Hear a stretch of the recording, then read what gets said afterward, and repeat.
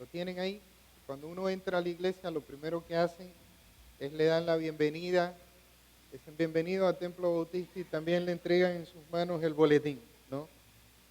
Este boletín tiene muchas cosas interesantes, sobre todo el trabajo que hace la iglesia durante la semana y sobre las actividades que se avecinan, ¿no? En este boletín hay una hojita amarilla que es una pequeña reflexión que están haciendo los hermanos Carlos y Dina Luna, que son mensajes inspiracionales. Entonces, uno lo lee, habla del cuidado de Dios, la grandeza de Dios, la bendición de Dios en nuestras vidas. Ahí tiene la hojita amarilla. Usted tiene en su boletín otra hojita cremita con el bosquejo del mensaje. Y esto lo vamos a ver ahora en un momentico, porque hoy vamos a hacer algo diferente. Y usted tiene una hojita verde, ¿sí? ¿Es cierto o no? Dice, esa hojita verde dice tarjeta de promesa. Miren, yo les invito a que ustedes abran sus Biblias, tengan la hojita cremita y la hojita verde en sus manos, ¿sí? Yo les invito a que abran sus Biblias en 2 de Corintios capítulo 5, capítulo 8, versículos del 1 al 5. 2 de Corintios capítulo 8, versículos del 1 al 5.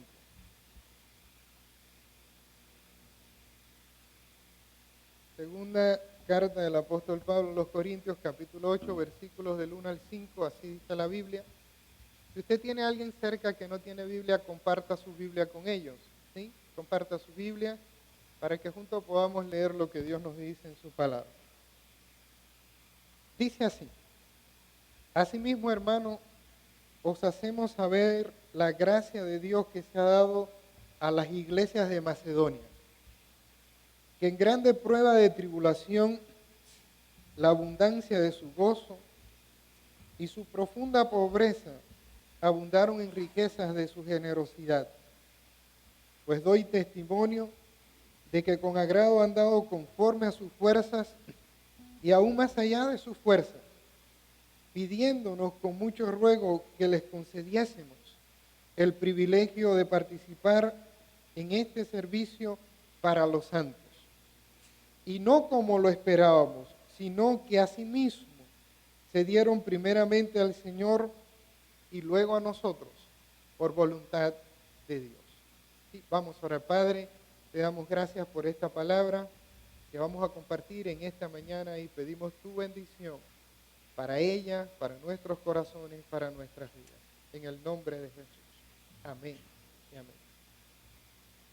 Miren, este pasaje habla sobre la gracia de dar y cómo cuando uno ofrenda, cuando uno da, cuando uno coopera para la obra de Dios, eso es fruto de la gratitud que uno tiene a Dios, es darse primeramente a Dios y después para la ofrenda del Señor. Lo que pasaba en este pasaje es que las iglesias de Macedonia, que eran la iglesia de Tesalónica y Filipo, que habían conocido al Señor, le piden al apóstol Pablo participar y cooperar y ofrendar para la obra del Señor. A lo largo de la historia de la iglesia, la obra de Dios se ha sostenido con los diezmos y las ofrendas de los fieles y de la iglesia. De hecho, nuestra iglesia es una iglesia bautista y uno de los principios bautistas es la separación de la iglesia y del Estado. ¿Qué significa esto? Que la iglesia no la sostiene el Estado, la iglesia bautista, sino la sostienen las ofrendas y cooperaciones y los diezmos de todos los miembros de la iglesia, ¿no? Por ejemplo, hay lugares donde hay una iglesia de Estado. Por ejemplo, si usted va a México, la iglesia oficial en México, en Argentina y en otras partes es la iglesia católica y parte de los fondos del Estado, de los impuestos que recoge en toda la nación, apoyan la iglesia. O sea, es el Estado el que le paga a los sacerdotes, a los seminarios, las iglesias, todas las cosas las sostiene, ¿qué cosa? El Estado. El Estado sostiene la iglesia. Pero nosotros creemos que la fe es un asunto individual del alma. Entonces, la iglesia la sostienen los fieles, o sea, aquellos que son miembros de la iglesia y participan con alegría en la gracia de dar. La iglesia de Macedonia asumieron ese compromiso de fe, es decir, yo voy a cooperar con la obra de Dios a través de sus diezmos y ofrendas, porque ellos se dieron primeramente a Dios, ¿no? Y miren lo que dice este pasaje, ellos dieron a pesar de sus circunstancias, porque no dieron no de lo que les sobraba, sino de lo que tenían. Dicen que estaban en medio de gran tribulación y era una iglesia pobre, o sea, no tenía muchos recursos como la mayoría de todos nosotros. Es verdad, pero ninguno de nosotros es millonario, ni tiene nada. Trabajamos, el salario que adquirimos nos alcanza para cubrir nuestras necesidades, pero nadie en nuestra iglesia es rico, por lo menos yo no me he enterado de ninguno, ¿no? De que es rico aquí en esta iglesia. Trabajamos y de lo que Dios nos provee, nosotros cooperamos para la obra de Dios. ¿Es verdad o no? Esta iglesia asumió el compromiso de fe porque tenía un corazón lleno de Dios. Miren lo que dice la Biblia, dice en versículo 2, que en grande prueba de tribulación, dice, la abundancia de su gozo y su profunda pobreza abundaron en la riqueza de su generosidad. No tenían mucho, pero tenían un corazón generoso y era un corazón que estaba lleno de gozo. Por alguna razón, yo no sé por qué, yo pienso que es porque se solidariza más fácil. Generalmente la gente que menos tiene es la gente que más coopera, que más ayuda, que más da, ¿no? A veces los que más tienen dan menos y a veces los que menos tienen dan con mucha alegría para la obra de Dios y para ayudar a los demás. Esta iglesia pudo ofrendar porque Dios le ayudó a ofrendar. Miren, a veces uno escucha por ahí cosas como esta, ¿no? Dice, da para que Dios te bendiga. Eso no es así. Nosotros ofrendamos y diezmamos porque Dios nos bendice. Podemos ofrendar y dar porque Dios nos ha dado primero. Y lo hacemos en gratitud y en respuesta a todo lo que hemos recibido del Señor, ¿no? Y ellos pudieron hacerlo porque tenían. Por eso dice la Biblia que más bienaventurado es dar, ¿qué cosa? Que recibir. ¿Por qué? Cuando tú das es porque tienes. Si no tienes, no das. ¿Es verdad o no? Entonces, de lo que Dios te provee, nosotros cooperamos para la obra de Dios. También ellos asumieron ese compromiso porque sabían que todo le pertenecía a Dios. Dice que ellos se dieron a sí mismos, ¿a quién? Al Señor. Ellos decían, Señor, mi vida, todo lo que tengo, todo le pertenece a quién? Al Señor. El cántico que acabamos de cantar dice, no tengo más que darte, pues todo es tuyo, Señor.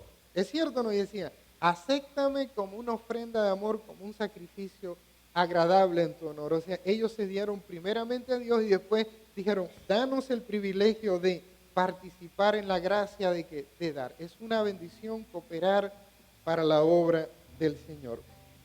Y dice aquí en este pasaje que, en esta hojita que estamos viendo, que número 6, Dios nos desafía hoy para asumir un compromiso de fe. ¿En qué consiste ese compromiso de fe? Miren, para aquellos que nos visitan, esto que estoy compartiendo es para los miembros de la iglesia, ¿no? Para aquellos que nos visitan, cada año en el mes de octubre en nuestra iglesia, nosotros hacemos una campaña de mayordomía. Porque ya cada año en el mes de octubre estamos planificando el año 2015. Este sábado ya algunos ministerios de la iglesia se reunieron a planificar para el próximo año. O sea, estamos ya viendo qué Dios quiere que hagamos el próximo año, cómo vamos a llevar adelante la obra de Dios. Pero en nuestra iglesia se hace todo decentemente y con orden. En nuestra iglesia hay una comisión de mayordomía y finanzas, es una comisión, tenemos tesoreros, mayordomos, auditores, que todas las ofrendas y los diezmos de la iglesia se usan para la gloria y honra del Señor. Y también, no solo eso, sino que se prepara un presupuesto para el año próximo y ese presupuesto se trae a la iglesia para que todos los hermanos de la iglesia aprueben el presupuesto. Digo, así es, vamos a colaborar, vamos a trabajar juntos para llevar adelante el nombre del Señor. Y en las reuniones administrativas de nuestra iglesia durante el año, los tesoreros, el director de finanzas y todo, presentan un informe a la iglesia de cuánto entró, cuánto salió, en qué se usó, todos los recursos de la iglesia, y los hermanos pueden preguntar en qué se usó esto, en qué se usó lo otro. ¿Por qué? Porque todo lo que hacemos en nuestra iglesia lo hacemos con transparencia, lo hacemos con claridad, lo hacemos decentemente y con orden y lo hacemos para la gloria y honra de nuestro buen Dios. Entonces, nosotros cada año en el mes de octubre entregamos a todos los miembros de nuestra iglesia un papelito así que dice mi compromiso de fe o tarjeta de promesa, ¿no? Entonces, ¿qué hace cada persona que recibe estos miembros de la iglesia? Lo primero que, después que tiene eso, ¿qué hace? ora y le pide a Dios, le dice, Señor, ¿con qué yo voy a cooperar para tu obra el próximo año? O sea, ¿cuál va a ser mi diezmo? ¿Cuál va a ser mi ofrenda? ¿Cómo tú vas a proveer para yo poder cooperar para la obra tuya y tu honra, ¿no? Entonces, después que uno ora, uno dice, uno pone aquí, llena esta tarjetita y dice, bueno, yo voy a cooperar con tanto por mes para la obra del Señor, y eso lo divido, digo, si voy a cooperar con $400 al mes, lo que sea, la obra del Señor, lo divido entre 4, digo, voy a ofrendar $100, 50, 20, 60, 200, lo que Dios ponga en su corazón, y con fidelidad cada semana lo divide entre 4 y cada semana usted trae su ofrenda de adoración al Señor, ¿no? Dice, cada primer día de la semana uno trae su ofrenda según haya prosperado, ¿no? Entonces, usted llena esto y con todas las tarjetas estas que entregamos todos los miembros de la iglesia, el comité de finanzas elabora el presupuesto del próximo año. Dice, ¿saben qué? Entre todos los miembros de la iglesia colaboramos y vamos a el presupuesto para el próximo año para llevar adelante la obra de Dios. Se calcula todo esto y se va a hacer de tanto y se va a distribuir entre todas las cosas que tienen que ver con el pago del edificio, con todo lo que las misiones, todo lo que desarrollamos nosotros como iglesia. ¿Está bien?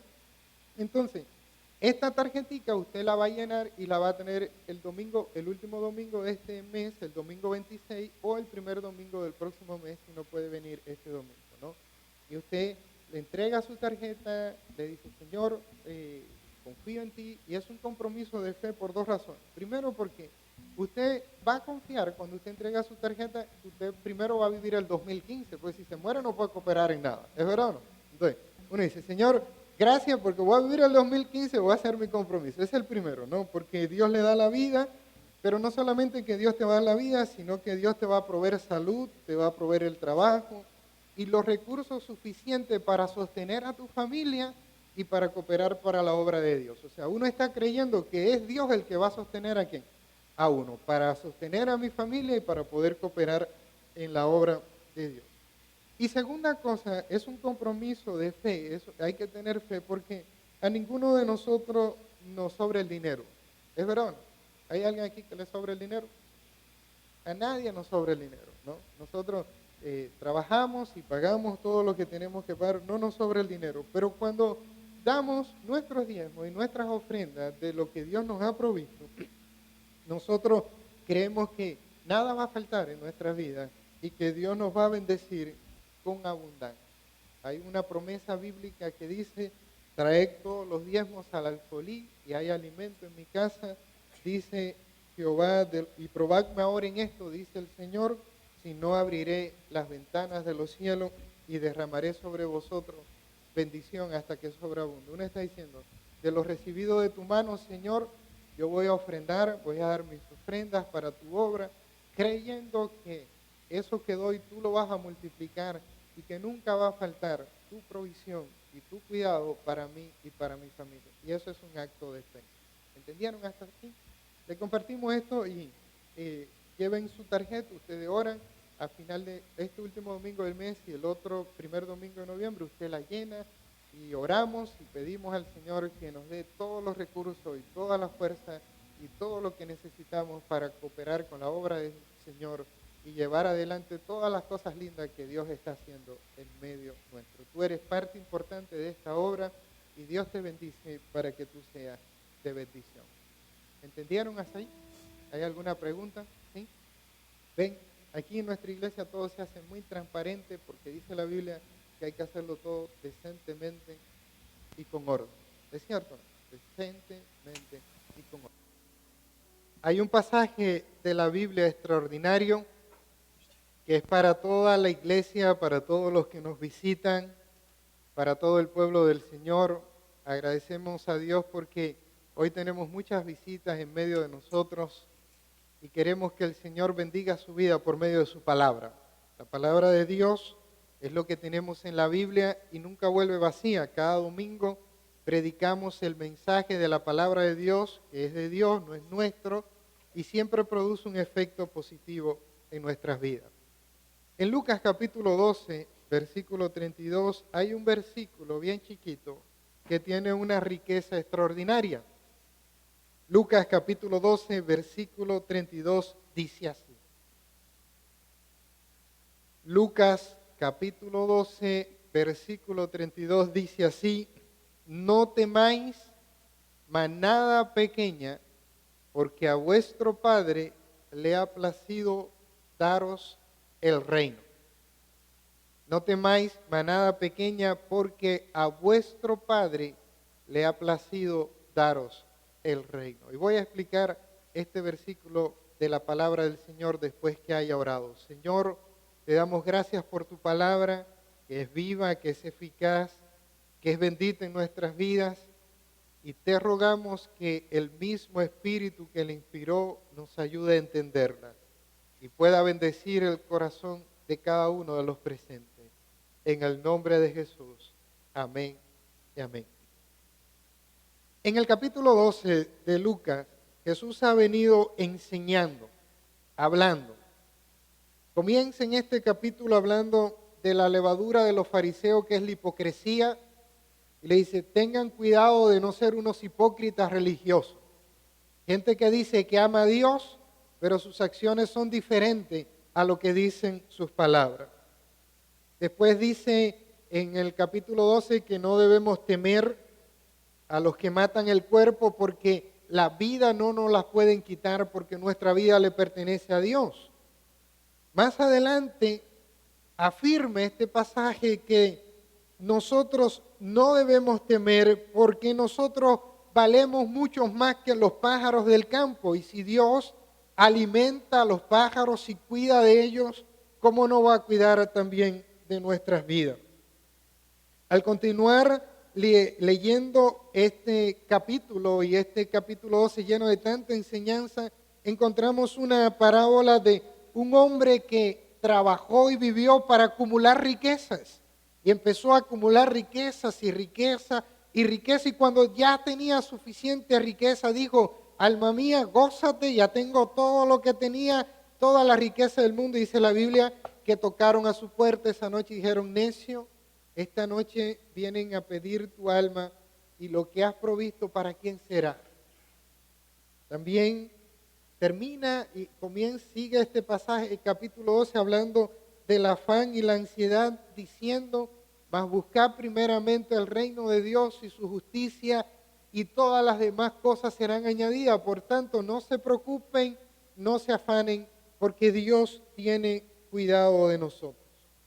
Un capítulo lleno de enseñanzas que nos revelan la futilidad de las cosas terrenales, lo vano de la cosa terrenal y el valor de las cosas eternas. En medio de todo este capítulo encontramos este versículo con un inmenso valor que dice, no temáis manada pequeña, porque a vuestro Padre le ha placido daros el reino. Y lo primero que dice, no temas. Parece que esas palabras fueron escritas para hoy. ¿Quién de nosotros no ha sentido o siente temor con las circunstancias que nos ha tocado vivir? El temor es un sentimiento tan negativo en nuestras vidas que nos genera tanta tensión, tanto estrés, tanta carga, nos roba el gozo, nos roba la paz, nos roba la esperanza. El temor, cuando se aloja en el corazón de una persona, le arruina la vida. El temor es una sensación de que algo malo me va a pasar y yo no sé cómo voy a poder defenderme de eso. Es una sensación de desprotección, es un sentimiento de soledad, es un sentimiento tremendo cuando se aloja en el corazón de algunas personas. Algunas personas, a causa del temor, empiezan a sentir síntomas físicos, sudoración, se reseca la garganta, se paralizan. Hay una palabra griega que se usa para hablar del temor y es fobia. Fobia es un temor que genera angustia, es un temor que paraliza, es un temor que daña.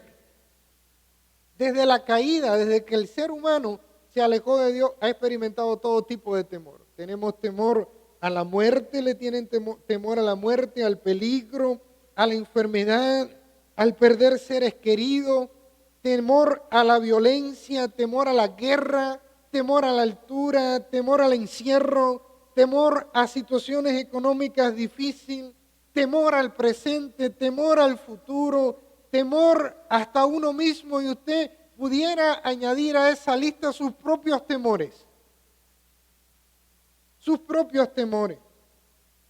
Los que somos padres, uno de los temores que más experimentamos es el temor de que algo le pueda suceder a nuestros hijos también. ¿Es verdad o no? Y con todo y eso sucede. ¿Cuántas cosas se pueden añadir a la lista? Si saliéramos a la calle hoy y le preguntáramos a la gente si tienen temor, casi todos responderían que sí. El temor es un sentimiento que nos alcanza a todos, a los creyentes y a los no creyentes. El temor alcanzó a Abraham, el padre de la fe. Cuando llegó a Egipto tenía una esposa bonita que se llamaba Sara, y dice que le dijo a la esposa: no digas que eres mi esposa porque me van a querer matar. Se llenó de temor. El temor alcanzó a Moisés, ese gran líder espiritual de la nación de Israel, cuando Dios lo llamó y le dijo: ve a Egipto y dile al faraón que deje salir a mi pueblo. Dijo: Señor, ¿quién soy yo? Y empezó a dar justificaciones porque le alcanzó el temor. El temor le alcanzó a Pablo cuando iba rumbo a Roma en un barco, dice la Biblia, que naufragaron, y dijo: tuvimos temor de perder la vida. El temor alcanzó a los discípulos de Jesús. Cuando crucificaron a Jesús, todos salieron rajando. Y dice la Biblia que cuando lo agarraron preso, Pedro lo negó 3 veces por temor ante una criada que le dijo: tú eres como uno de ellos. Es como si el temor fuera parte de nuestra naturaleza caída, que se agudiza en los tiempos de crisis. Por eso, hoy Dios te repite a ti y a mí como antaño: no temáis, manada pequeña, no temáis. Más de 280 veces en la Biblia aparece esta expresión: no teman, no teman. Es como si Dios nos tuviera que recordar lo mismo cada cierto tiempo: no teman, no teman, no teman, no teman, no teman. Y fíjense que Dios nos dice: no teman, porque no les va a pasar nada. Sí nos pasan cosas. Fíjense que Dios nos dice: no teman porque ustedes son fuertes. Eso no dice la Biblia, al contrario dice: no teman, manada pequeña. ¿Ustedes saben lo que es una manada pequeña? Un grupito de ovejas. No teman, el Señor tenía en mente un grupito de ovejas que constituían una manada. Y las ovejas son un animal indefenso, débil, distraído, pero que para mayor seguridad tenían un pastor que la cuidaba. Así que cuando el Señor dijo: no teman, manada pequeña, es porque Él estaba diciendo: no teman, porque ustedes tienen un pastor que las cuida. Cuando Jesús dijo manada pequeña, estaba expresando un sentimiento de amor, de protección y de cariño para sus discípulos. Él no solamente veía a sus discípulos como sus ovejas, sino que Jesús se veía a sí mismo como el pastor. En Juan capítulo 10 Él lo declara y Él dice: yo soy el buen pastor. Y dijo algo más: el buen pastor su vida da por las ovejas. Yo soy el que cuida de ustedes y estoy dispuesto a dar mi vida para bendecirle. ¿Puede usted captar lo que el Señor quiso decir cuando dijo: no temáis, manada pequeña? Miren, cuando Jesús dijo: yo soy el buen pastor, Él dijo: yo soy un pastor bueno, yo doy mi vida por mis ovejas. Dice: el pastor conoce sus ovejas. Jesús te conoce. Si sufres, si lloras, Él conoce tus alegrías, Él conoce tus temores. Dice que sus ovejas le conocen, que tiene ovejas que no son de ese redil las cuales debe atraer. Hay que ganar a uno más. ¿Para quién? Para Cristo. Hay ovejas que todavía no están en el redil, que Él es un solo pastor, que hay un solo rebaño, que sus ovejas le siguen, que Jesús le da vida eterna, que no perecerán jamás, que nadie las arrebatará de su mano y que nadie la puede arrebatar de la mano de su Padre que está en los cielos. No temáis, manada pequeña, dice el Señor, porque ustedes tienen un pastor que cuida de ustedes. ¿No produce eso seguridad en su vida, hermano? No podemos en esta hora, sabiendo que Jesús es nuestro pastor y nosotros ovejas de su prado, dejar de repetir el Salmo 23. ¿Quieren que lo repitamos juntos? Jehová es mi pastor, nada me faltará. En lugares de delicados pastos me hará descansar. Junto a aguas de reposo me pastoreará. Confortará mi alma. Me guiará por sendas de justicia por amor de su nombre. Aunque ande en valles de sombra de muerte, no temeré mal alguno, porque tú estarás conmigo. Tu vara y tu cayado me infundirán aliento. Aderezas mesas delante de mí en presencia de mis angustiadores. Unges mi cabeza con aceite. Mi copa está rebosando. Ciertamente el bien y la misericordia me seguirán todos los días de mi vida.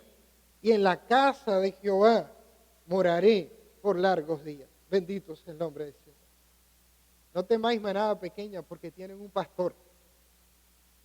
Pero también dice el Señor, no temáis, manada pequeña, porque tienen un Padre, porque a vuestro Padre le ha placido daros el reino.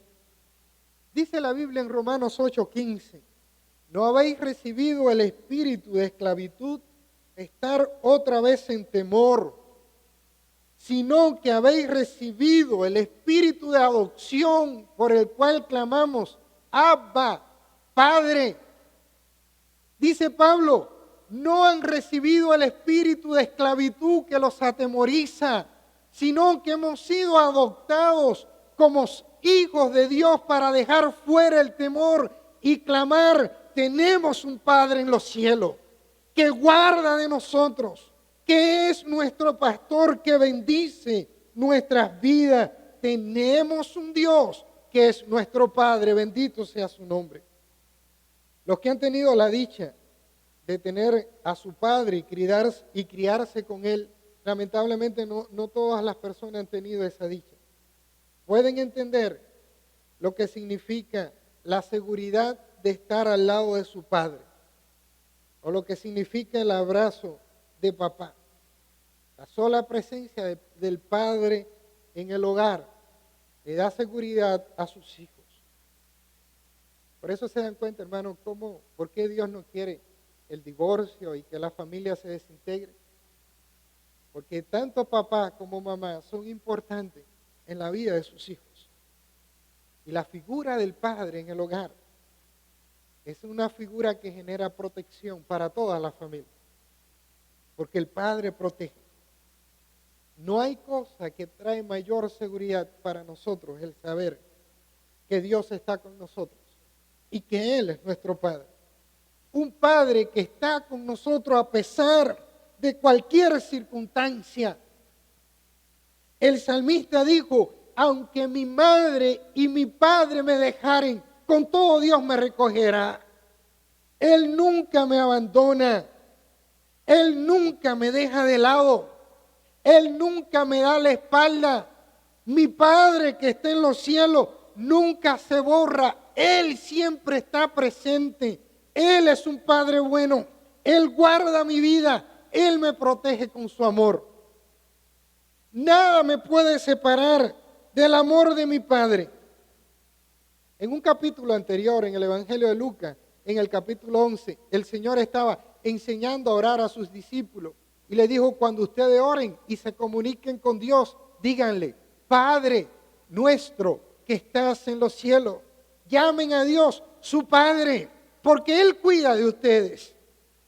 Y ahora en el capítulo 12 dice, no temáis manada pequeña, porque a vuestro Padre le ha placido daros el reino.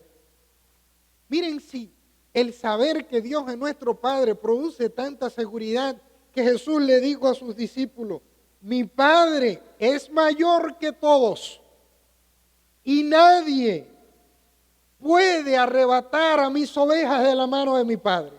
Nadie nos puede arrebatar de la mano de Dios. Ni la muerte. Porque cuando los ojos se cierran aquí, se abren en la presencia de Dios. El apóstol Pablo en Romanos 8 dice, ¿quién nos separará del amor de Cristo? Tribulación, angustia, persecución, hambre, desnudez, peligro, espada. ¿Hay algo que me puede separar del amor de Cristo? Dice Pablo, no, nada. Dice Pablo, yo estoy seguro de que ni la muerte, ni la vida, ni ángeles, ni principados, ni potestades, ni lo presente, ni lo porvenir, ni lo alto, ni lo profundo, ni ninguna cosa creada nos podrá separar del amor de Dios que es en Cristo Jesús, Señor nuestro. Nada, porque mi Padre nos tiene en sus manos, el Padre eterno nos tiene en sus manos y ni la muerte nos puede separar de sus manos. Porque cuando los ojos se cierran aquí, se abren en la eternidad. Bendito sea el nombre del Señor. Por eso termina el versículo diciendo, a vuestro Padre le ha placido, ¿qué cosa? Daros el reino. Daros el reino. ¿Qué significa eso? Que tenemos un reino. En muchas ocasiones Jesús discursó parábolas acerca del reino de los cielos. Habló y predicó al rey acerca del reino de Dios. Y en una ocasión le dijo a sus discípulos, el reino de Dios está entre vosotros. Por eso hoy celebramos el Día de las Naciones. Y qué lindo es saber que todos venimos de lugares tan diferentes. Me encantaría visitar todos los países que tenían su bandera aquí. Aprender su cultura, estar con ellos ahí en la raíz. Pero ¿saben qué, hermano? No importa de dónde vengamos. Si tenemos a Cristo en nuestras vidas, sabemos a dónde vamos. Somos ciudadanos del reino de los cielos. Pertenecemos al Señor. Un día los ojos se van a cerrar aquí, pero damos gracias a Dios por la salvación de nuestras vidas. Damos gracias a Dios que Él nos ha salvado en Jesucristo y cuando los ojos se cierren aquí, se abren en la eternidad, en la casa del Padre, en el reino de los cielos. Viviremos para siempre con el Señor. Bendito sea su nombre. A vuestro Padre le ha placido daros el reino. En Apocalipsis capítulo 5 dice que los 24 ancianos que adoraban ante el Señor decían, nos has hecho reyes y sacerdotes y reinaremos contigo en el reino de los cielos. Y Apocalipsis capítulo 21, versículos del 3 al 7, nos habla de cómo es el reino al cual nosotros pertenecemos y voy a leer directamente de la palabra del Señor. Apocalipsis capítulo 1, 21. Apocalipsis es el último libro de la Biblia y dice así, la revelación que Dios le dio a Juan dice así, y vi un cielo nuevo y una tierra nueva, porque el primer cielo y la primera tierra pasaron y el mar ya no existía más. Y yo, Juan, vi la santa ciudad, la nueva Jerusalén descender del cielo de Dios, dispuesta como una esposa ataviada para su marido. Y oí una gran voz del cielo que decía, he aquí el tabernáculo de Dios con los hombres, y Él morará con ellos, y ellos serán su pueblo, y Dios mismo estará con ellos como su Dios. Enjugará Dios toda lágrima de los ojos de ellos, y ya no habrá muerte, ni habrá más llanto, ni clamor, ni dolor, porque las primeras cosas pasaron. El que estaba sentado en el trono dijo, he aquí yo hago nueva todas las cosas. Y me dijo, escribe, porque estas palabras son fieles y verdaderas. Y me dijo, hecho está, yo soy el alfa y el omega, el principio y el fin. Al que tuviere sed, yo le daré gratuitamente de la fuente del agua de la vida. El que venciere heredará todas las cosas, y yo seré su Dios, y él será mi hijo. Dice, no teman, manada pequeña, porque a vuestro Padre le ha placido daros el reino. Y allí no va a haber más muerte, ni más dolor, ni más tristeza, porque Dios hará nuevas todas las cosas. Yo no sé cuál es la carga con la que tú llegaste en esta mañana. No sé cuál es.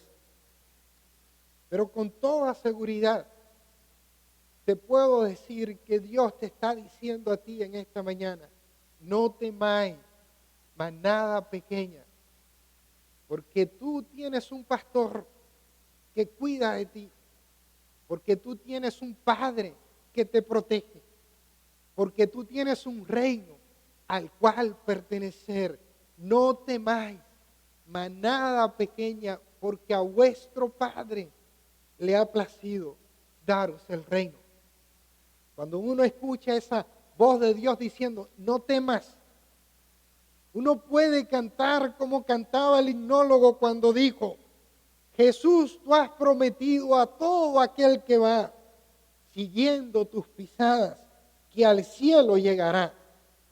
Sosténme en el camino y al fin con dulce amor, trasládame a tu gloria, mi amigo y salvador. Nada nos puede separar del amor de Dios. No temáis, manada pequeña, porque a vuestro Padre le ha placido daros el reino. Bendito sea su nombre. No temáis. Y este es el momento de la fe, es el momento de orar, es el momento de entregar nuestras cargas al Señor, es el momento de venir al altar y poner nuestros temores en el altar y decir, ¿sabes qué, Señor? Mis temores los pongo en tus manos para que se vayan de mí.